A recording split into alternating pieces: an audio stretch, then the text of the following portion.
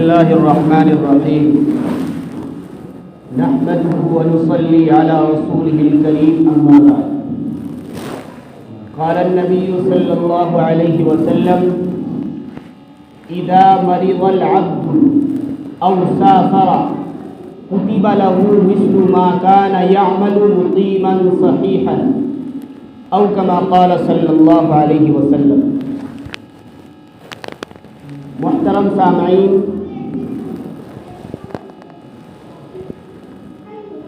میں نے جو ابھی آپ صلی اللہ علیہ وسلم کے زبان مبارک سے نکلی ہوئی حدیث شریف پڑھی ہے، جس کو امام بخاری رحمۃ اللہ علیہ نے اپنی کتاب بخاری شریف میں نقل فرمایا ہے، جس کا ترجمہ یہ ہے کہ نبی کریم صلی اللہ علیہ وسلم نے ارشاد فرمایا، جب بندہ بیمار ہو جائے یا بندہ سفر کرے تب بھی اس کے لیے ان تمام اعمال کا ثواب لکھا جاتا ہے جو وہ اپنے گھر پر رہتے ہوئے اور تندرستی کی حالت میں کیا کرتا تھا۔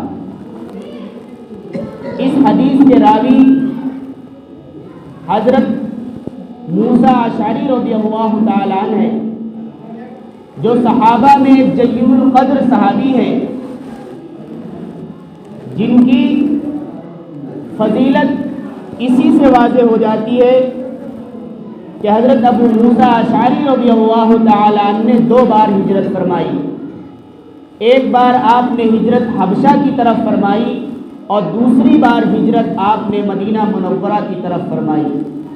انہوں نے یہ حدیث نقل کی ہے کہ جب بندہ بیمار ہو جائے یا بندہ سفر پر چلا جائے تب بھی اس کے لیے وہ تمام اعمال کا ثواب لکھا جاتا ہے جو وہ مقیم ہونے کی حالت میں اپنی جگہ پر رہتے ہوئے اور صحت مند ہونے کی حالت میں کیا کرتا ہے۔ نبی کریم صلی اللہ علیہ وسلم کے اس ارشاد کو اگر ہم دیکھیں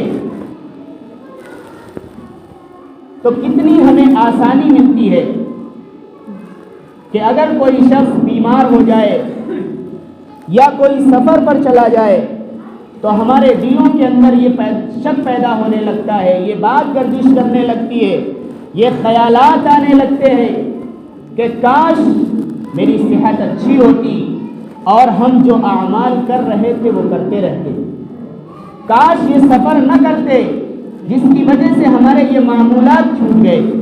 مثال کے طور پر کسی شخص کی عادت ہے روزانہ تہجد پڑھنے کی، کسی شخص کی عادت ہے روزانہ 1 پارہ، آدھا پارہ، پون پارہ تلاوت کرنے کی، کسی شخص کی عادت ہے روزانہ 1 تسبیح استغفار کرنے کی، 1 تسبیح درود شریف پڑھنے کی، 1 تسبیح سبحان اللہ اور الحمدللہ کہنے کی۔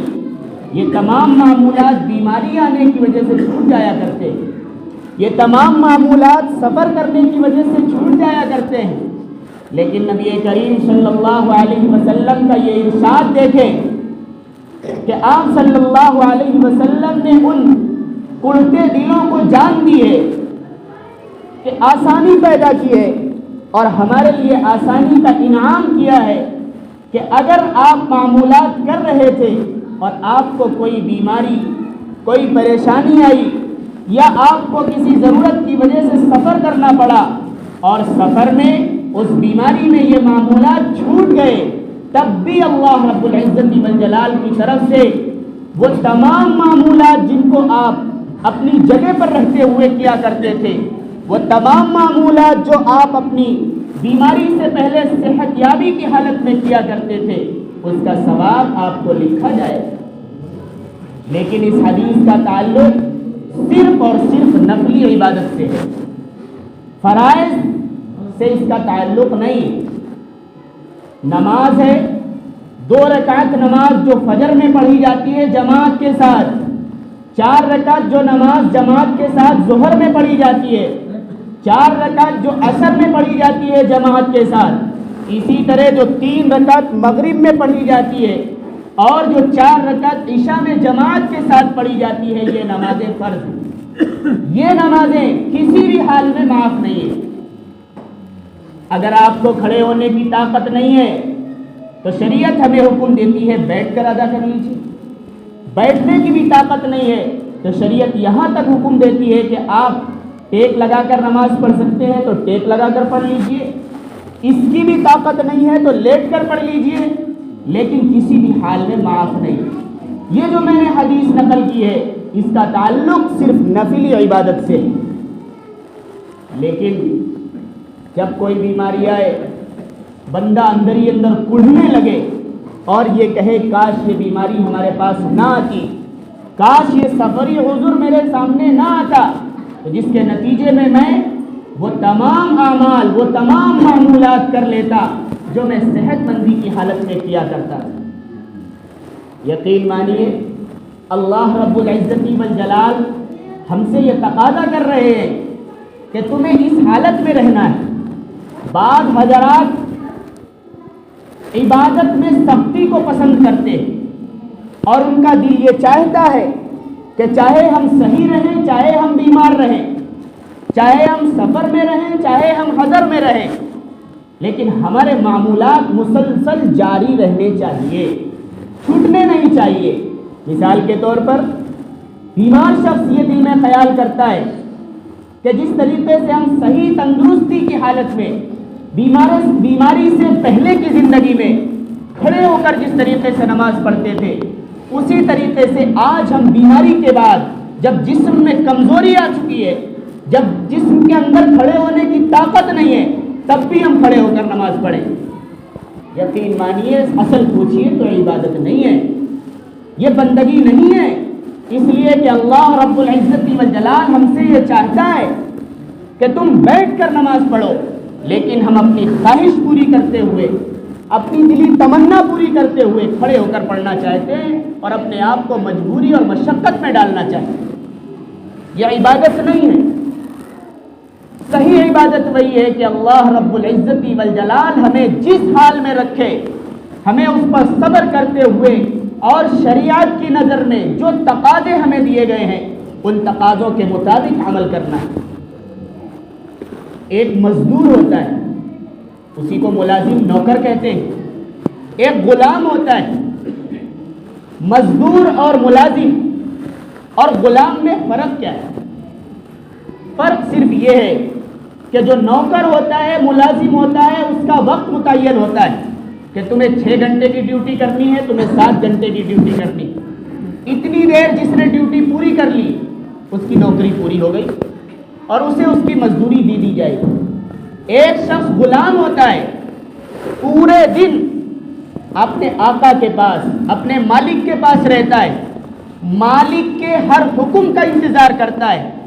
مالک اگر وہ یہ کہے کہ تمہیں اس دکان پر بیٹھ کر اس کے مالک کی طرح کردار ادا کرنا ہے تو اس دکان پر بیٹھنے کے بعد وہ دکان کا مالک بن جاتا ہے۔ لیکن دوسری طرف اسی غلام سے مالک یہ کہے کہ تمہیں کوڑا اٹھا کر پھینکنا ہے تو وہ کوڑا اٹھانے کے لیے تیار ہو جاتا ہے۔ پتہ یہ چلا کہ وہ اپنے مالک کے حکم کا انتظار کیا کرتا ہے، اس کے لیے دن اور رات کا کوئی ٹائم متعین نہیں ہوتا۔ ان دونوں چیزوں سے بڑھ کر ایک بندگی ہوا کرتی ہے۔ بندہ نام ہے کہ غلام جس طریقے سے اپنے آقا کا حکم مانتا ہے لیکن اس کی عبادت نہیں کرتا، اس کی پوجا نہیں کرتا، بندہ عبادت کے ساتھ ساتھ اپنے معبود کی، اپنے مالک کی عبادت بھی کیا کرتا ہے۔ ہم سب نہ ملازم ہیں، ہم سب نہ نوکر ہیں اور نہ غلام ہیں بلکہ بندے۔ اس لیے ہمیں چاہیے کہ ہم اپنے آقا کی بات کو سنیں، اپنے آقا کے حکم کو مانیں اور اسی کی عبادت بھی کریں، اور اس کا حکم، اس کی عبادت اسی وقت ہو سکتی ہے جب وہ جس طریقے سے، جس حال میں، جس وقت رکھنا چاہتا ہے اسی کے مطابق ہم زندگی گزاریں۔ اور اگر ہم نے ایسا نہ کیا تو یقین مانیے یہ ہماری منشا ہوگی، ہماری دلی خواہش ہوگی، عبادت نہیں ہوگی، بندگی نہیں ہوگی۔ مثال کے طور پر ایک شخص عالم بننا چاہتا ہے، دین کا اتنا علم سیکھنا جس کے ذریعے سے اپنی زندگی دین کے مطابق گزار سکے، اپنی پوری زندگی جس مرحلے میں جا رہا ہے وہ دین کے مطابق گزار سکے، ہر مسلمان مرد اور عورت کو سیکھنا فرض ہے، لیکن اس سے ہٹ کر اس سے زائد علم سیکھنا یہ نفل ہے۔ چند لوگ سیکھ لیں، سارے لوگ نہ سیکھیں تو سب کی طرف سے یہ ذمہ داری پوری ہو جایا کرتی ہے۔ اب ایک شخص فرض علم سیکھنے کے بعد بھی اپنے آپ کو یہ تیار کر رہا ہے کہ مجھے عالم بننا ہے، عالم بن چکا ہے، لیکن وہ اپنے دل میں یہ خواہش رکھتا ہے کہ مجھے مفتی بھی بننا ہے، مجھے عربی ادب میں یا کسی بھی فقہ میں ایک تخصص کرنا ہے، اور اس کی بنیاد پر وہ کرنے جا رہا ہے، اور اس کے گھر کے اندر والدہ بیمار ہے، اس کے والدین راضی نہیں ہیں کہ اب تک میں نے کسی بھی طرح اپنے بچے کو پڑھایا، حافظ قرآن بنایا، عالم بنایا، اور اس کے بعد بھی بیٹا یہ چاہتا ہے کہ میں مفتی بنوں، لیکن والدین اس بات کے لیے راضی نہیں ہیں، اور وہ مفتی بننے جا رہا ہے۔ مجھے ذرا سینے پر ہاتھ رکھ کر بتلائیے کہ یہ مفتی بننا اس کے لیے عبادت ہے یا نہیں؟ نہیں ہے۔ کیوں؟ اس لیے کہ والدین کی رضامندی نہیں ہے۔ قرآن تو کہہ رہا ہے اپنے والدین کی اطاعت کی جائے، اپنے ماں باپ کا کہنا مانا جائے۔ ماں باپ یہ چاہتے ہیں کہ بس اب آپ کو عالم بننے کے بعد مفتی نہیں بننا، لیکن ایک شخص اپنے دل کے اندر خیال رکھے ہوئے ہے کہ مجھے مفتی بننا ہے، اس مفتی بننے پر اسے ثواب نہیں گناہ ملے۔ کیوں؟ کہ اس نے اپنا عبادت کا حق ادا نہیں کیا۔ اللہ رب العزت والجلال نے جو حکم ہمیں دیا ہے اس حکم کے مطابق نہیں کیا۔ ایک مثال اور دیتا ہوں، تبلیغی جماعت چلتی ہے، ایک شخص یہ چاہتا ہے کہ میں چلے لگاؤں، ایک شخص یہ چاہتا ہے کہ میں اللہ کے راستے میں وقت گزاری کروں، اللہ کے راستے میں جا کر دین سیکھوں، اور اس کے بعد بھی اس کے گھر میں پریشانیاں ہیں، بیوی بیمار ہے، اس کی تیمارداری کرنے کے لیے کوئی نہیں ہے، والد بیمار ہے، ان کی خدمت کرنے کے لیے کوئی نہیں ہے، اور پھر بھی وہ جاتا ہے تو یہ گنہگار ہوگا، ثواب نہیں ملے گا۔ کیوں؟ کہ اس نے اللہ رب العزت والجلال کی بندگی کا حق ادا نہیں کیا ہے، کیونکہ وہ سمجھے کہ عبادت کرنا الگ چیز ہے، نفلی عبادت کرنا الگ چیز ہے، والد کی، والدہ کی، ماں باپ کی، بیوی کی، بچوں کی کفالت کرنا الگ چیز ہے، یہ اس سے بڑا حق ہے۔ اپنے مقام پر رہتے ہوئے حقوق العباد کو ادا کرتے ہوئے اگر عبادت کی جائے گی تو یہ بندگی کہلائے گی، اور اگر اس سے ہٹ کر اپنی خواہش کے مطابق، ہماری خواہش یہ ہے کہ میں عالم بن جاؤں، ہماری خواہش یہ ہے کہ میں مفتی بن جاؤں، ہماری خواہش یہ ہے کہ ہمارا زیادہ سے زیادہ وقت اللہ کی راستے میں لگے، لیکن ایک دوسری طرف قرآن کے حکم کی تعمیل نہیں ہو رہی ہے، رسول اللہ کے حکم کے مطابق ہماری زندگی نہیں گزر رہی ہے، تو یہ ہمارے لیے یہ عبادت ثواب کا کام نہیں، گناہ کا کام ہے۔ کسی کے گھر میں نوجوان بیٹیاں ہیں اور چاہیے یہ تھا کہ وہ کسی بھی طریقے سے کوشش کر کے اپنی بیٹیوں کو عزت کے ساتھ ان کی شادی کرتا، ان کی دیکھ ریکھ کرتا۔ اس کے غیر موجودگی میں اگر بیوی کی عزت پر ڈاکہ پڑتا ہے، بیٹی کی عزت پر ڈاکہ پڑتا ہے اور کسی گناہ میں ملوث ہو جاتی ہیں، باپ گنہگار ہوگا، اس کو یہ ثواب نہیں ملے گا بلکہ گناہ ملے گا۔ کیوں؟ کہ اس نے بندگی کا حق چھوڑا ہے۔ گویا بندگی کا حق ہمیں ادا کرنا چاہیے کہ نہ تو ہم ملازم ہیں، نہ ہم نوکر ہیں، نہ ہم غلام ہیں، بلکہ ان دونوں سے بڑھ کر ہم اللہ رب العزت والجلال کے بندے ہیں اور ہمیں بندگی پسند ہے۔ مثال کے طور پر اگر کوئی شخص لکھنے کا کام کرتا ہے اور وہ یہ سمجھتا ہے کہ میں روزانہ لکھوں، 10 صفحے روز لکھوں گا، جیسے ہی لکھنے کے لیے قلم اٹھاتا ہے اپنے ذہن و دماغ میں ایک مضمون سجاتا ہے کہ میں کتاب لکھوں تاکہ اس سے بہت زیادہ لوگوں کو فائدہ ہو جائے، لوگوں کو دین پہنچ جائے، اور اسی دین پہنچنے کے لیے جو رابطہ تھا، لکھنے کی تیاری کر رہا تھا، اسی وقت میں ایک شخص آتا ہے اور آنے کے بعد سلام کر لیتا ہے، چند منٹ بیٹھ کر گفتگو کر لیتا ہے۔ سوچا یہ تھا کہ ہم 4-5 منٹ گفتگو کر لیں گے، لیکن وہ گفتگو 10-15 منٹ ہو گئی اور پورا وقت خراب ہو گیا۔ جو ذہن کے اندر مضمون بنایا تھا وہ مضمون بھی ختم ہو گیا۔ مجھے بتائیے یہ کام کیوں کیا جا رہا تھا؟ اس وقت دل میں کھڑن ہوتی ہے، کاش یہ صاحب نہ آتے، یہ سلام نہ کرتے، یہ بیٹھ کر ہم سے مسئلے نہ پوچھتے، یہ بیٹھ کر ہم سے دین کی باتیں نہ کرتے، تو کم سے کم ہم 10 صفحے لکھ لیتے. جو میرا روز کا معمول ہے وہ ہمارا معمول پورا ہو جاتا. لیکن مفتی تقی صاحب رحمۃ اللہ علیہ اپنے شیخ کا واقعہ بیان کرتے کہ انہوں نے پوچھا کہ یہ بتلائیے کہ یہ تمام کام کیوں کیے جا رہے ہیں. یہ اس لیے کیے جا رہے ہیں کہ 10 صفحے لکھیں گے روزانہ, 10 صفحے لکھیں گے, مرنے کے بعد لوگ نام لیں گے کہ فلاں شخص نے, فلاں صاحب نے ہزاروں صفحے کتاب میں لکھے. یہ ناموری کا باعث ہوگا, شہرت ملے گی, آپ کا نام ہو جائے گا. لیکن حقیقت پوچھیے, یہ کوئی کام نہیں ہے. کیوں؟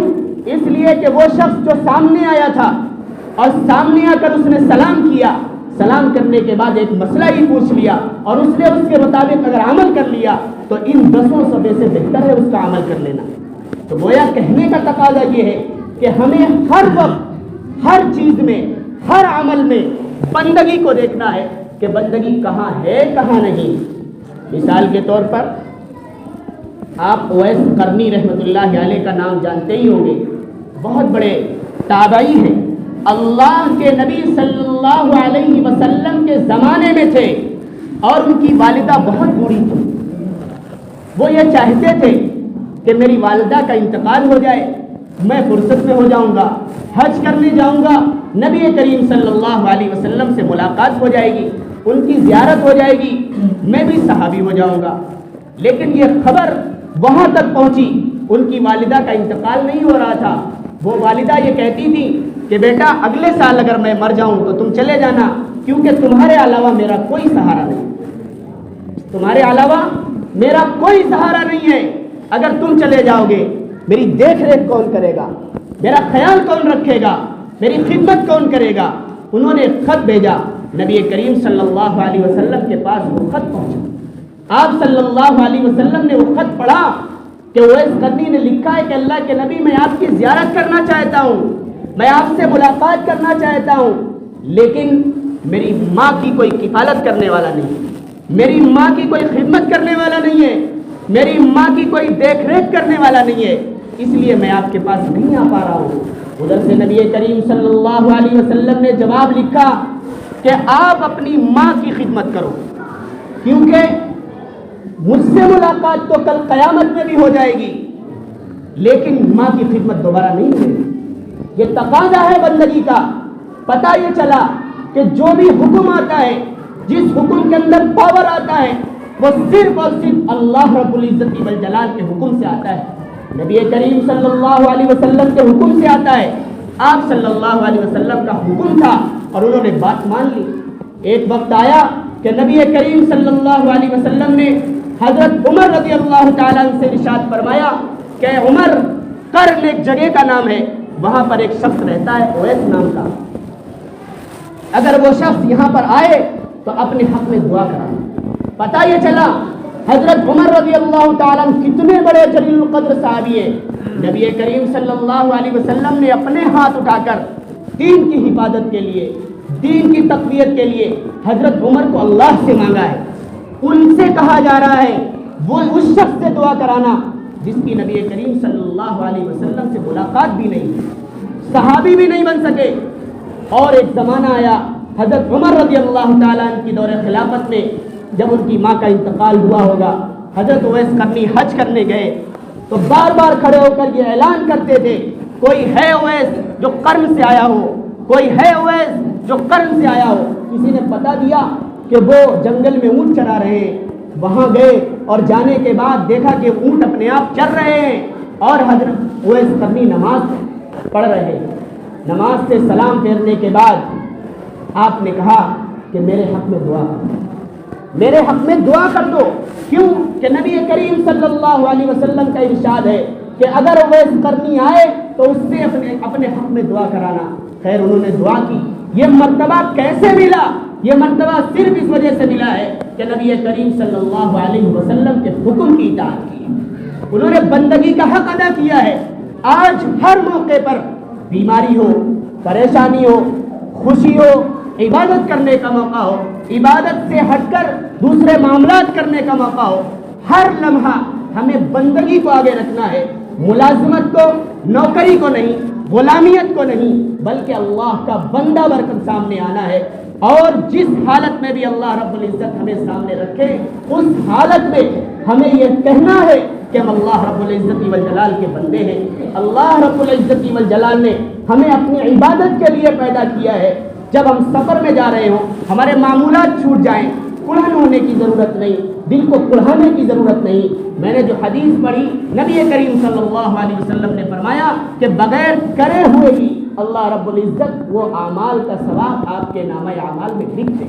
اس کے لیے آج جتنی بدعات اور خرافات ہمارے سامنے آتی ہے, وہ تمام باتیں بدعات اور خرافات اسی وجہ سے آتی ہے کہ آج ہم اللہ رب العزت والجلال کی عبادت کرنا چاہتے ہیں اپنے منشے کے مطابق, اپنی عبادت کے مطابق, اپنے دل کے خیالات کے مطابق. یقین مانیے یہی تو بندگی کے خلاف ہے.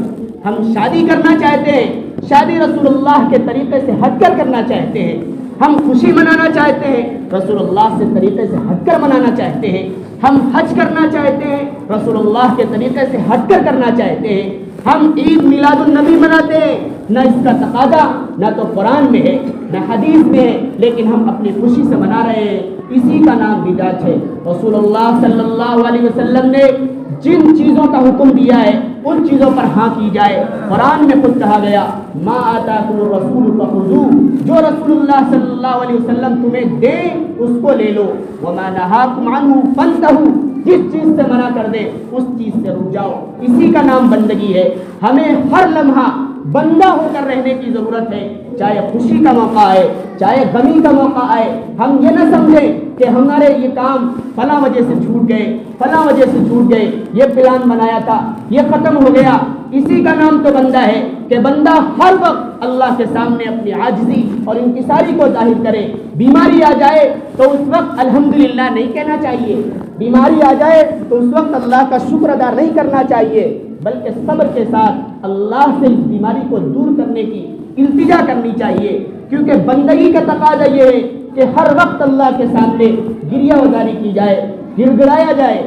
دو بزرگ ایک ساتھ, دو بزرگ تھے, ایک بزرگ بہت زیادہ بیمار ہو گئے, دوسرے بزرگ ان کے پاس گئے تو وہ بیمار والے بزرگ بیماری کی حالت میں الحمدللہ الحمدللہ کی رٹ لگا رہے تھے.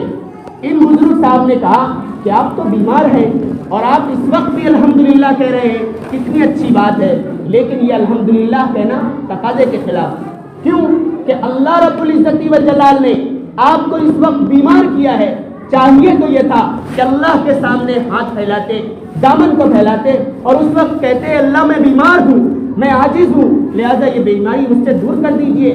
لیکن اللہ کے سامنے تم بہادری دکھا رہے ہو, اپنے کا نڈر پن دکھا رہے ہو اور یہ کہنا چاہتے ہو اے اللہ میں کراہنے کے لیے تیار نہیں, اے اللہ میں گریہ وزاری کرنے کے لیے تیار نہیں, اے اللہ میں گڑگڑانے کے لیے تیار نہیں, تو مجھے کتنا ہی بیمار کر دے میں تو الحمدللہ کہوں گا. ان بزرگ نے کہا کہ یہ الحمدللہ کہنا تقاضے کے خلاف ہے. کیوں کہ نبی کریم صلی اللہ علیہ وسلم پر جو قرآن کریم نازل ہوا اس میں ایک آیت ہے, حضرت ایوب رضی اللہ علیہ السلام جو نبی ہیں ان کو بھی ایک مرتبہ بیماری لاحق ہوئی تھی اور بہت شدید بیماری تھی, لیکن انہوں نے یہ نہیں کہا کہ اللہ میں بھی تیری بیماری پر شکر گزار ہوں, میں تیری تعریف بیان کرتا ہوں, بلکہ انہوں نے اللہ کے سامنے تو کہا انی مسنی الضر وانت ارحم الراحمین, اے رب مجھے تکلیف پہنچی ہے اور تو تو بڑا رحم و کرم کرنے والا ہے, مجھے معاف کر دے, میری بیماری کو دور کر دے. اس لیے ہر وقت کا تقاضا ہمیں سمجھنا ہے کہ تقاضا کس وقت کس چیز کا ہے. عبادت کرنے کا تقاضا ہے, عبادت کیجئے. علم سیکھنے کا تقاضا ہے, علم سیکھیے. اللہ کے راستے میں وقت لگانے کا تقاضا ہے, وقت لگائیے. لیکن اس سے ہٹ کر اگر ہم کوئی کام کریں گے تو یہ بندگی نہیں کہلائے گی, بلکہ اپنی منشا کے مطابق, اپنے دل کے خواہش کے مطابق خواہش پوری کرنا کہلائے گا. اللہ کی نظر میں عبادت نہیں بن سکتا. اس لیے ہمیں چاہیے کہ ہر وقت کے تقاضے کو سمجھ کر اللہ رب العزت والجلال کی عبادت کریں. اللہ رب العزت والجلال ہر موقع پر, چاہے ہماری زندگی ہو, چاہے ہماری عبادت ہو, چاہے ہمارے معاملات ہوں, چاہے ہمارے کاروبار ہوں, چاہے اخلاقیات اور معاشرت ہو, کسی بھی مرحلے میں, ہر مرحلے میں بندگی کی کرنے کی توفیق مرحمت فرمائے. سنتیں پڑھیں.